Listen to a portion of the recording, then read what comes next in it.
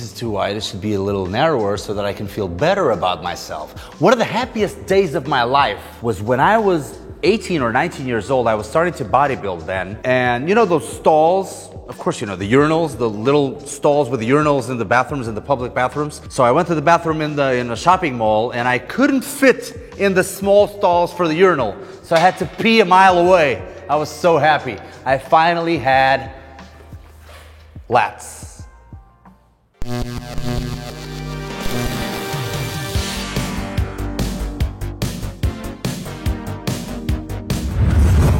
I'm not gonna tell you the obvious, which is if you wanna get a V-taper, if you wanna get bigger lats, you should work your back. How do you work your back? With hinge movements like deadlifts, with rowing like bent over barbell row, dumbbell row, whatever, and a vertical pulling. So horizontal pulling, hinge, and vertical pulling like pull-ups or lat pull-downs. And this is obviously not news to you, that if you want a V-taper, you should get a slimmer waist that will make you look like more like a V. And you should work your delts as well, because it's gonna make you wider, like the mid-delts. But maybe your lat development is lacking because you don't know a couple of tips or tricks. So the first one, let's start with the beginning. So a lot of people don't stretch, don't reach when they're doing the lat pull downs. That means that you're recruiting more your biceps and your forearms. So if you start like this when you're doing the pull-ups, if you start from here and you go all the way up, I'm feeling much more my forearms and my biceps. I really need to reach and feel that stretch. Stretching in the bottom of the movement really helps you recruit more of those fibers that you need to work on in the lat. So a lot of people don't feel the lat. They have no mind-muscle connection, and they only feel the and the. So that was the first tip. Second tip, always start, whoa, okay.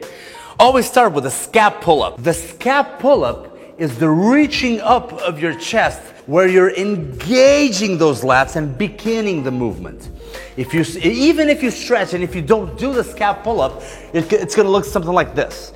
See, this is just my arms. My arms took over like 70 or 80% of the movement. So what I should do before I do the pull-up is I extend and I do the scap pull-up, and only then will I really pull the arms. So the arms are the last ones in line to work. So here, 1 and 2, 1 and 2. This goes for rings as well. Here. And they're actually a little less harsh on the shoulders because you can do a semi-pronated grip, so a neutral grip. So from here, you can do the scap pull-up as well, and only then will you do the rest of the movement. You'll feel much more tension on the lats. That is where you want to feel it. Third tip, usually because we want some standards, either military standards or CrossFit standards, and we want to be able to do it and everybody be at the same playing level.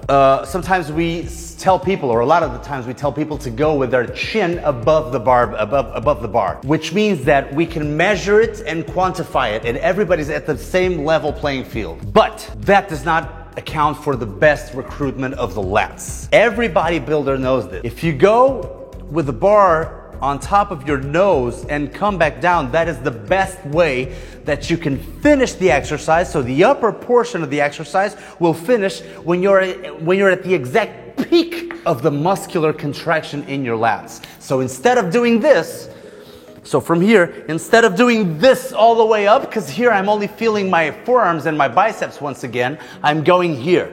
So from here, I can even go a little wider. Here, pa. This is the overall. This is the best overall position in which I, at the end, feel those lats really contracting and pumping and then going back down. This is the best way of doing these. So screw the competition, screw the idea of going with your chin above the bar if your bodybuilding requirements will be for you to grow your lats a little wider. Does that make sense? Of course it does.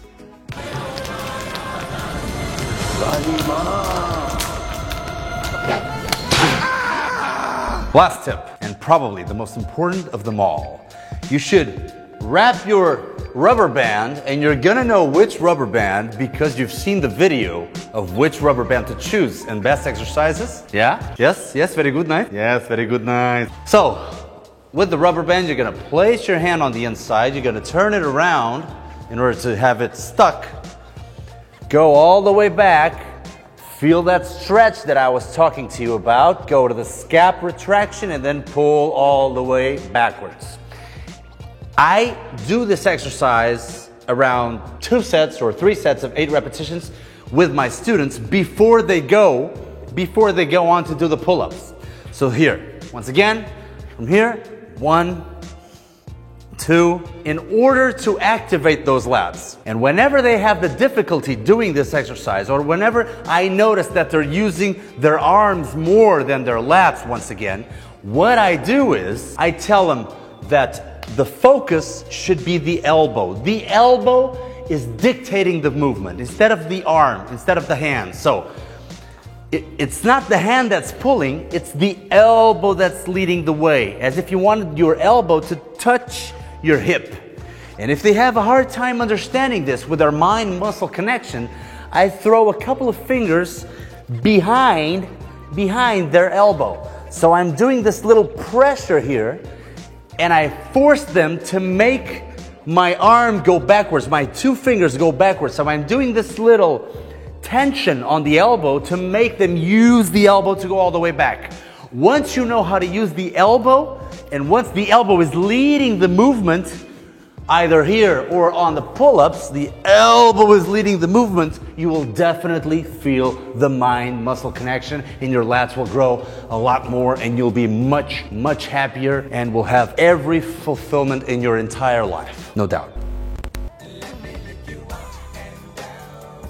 You're welcome, buddy. Stay strong and grow those lats. Stop fitting in the urinal stalls.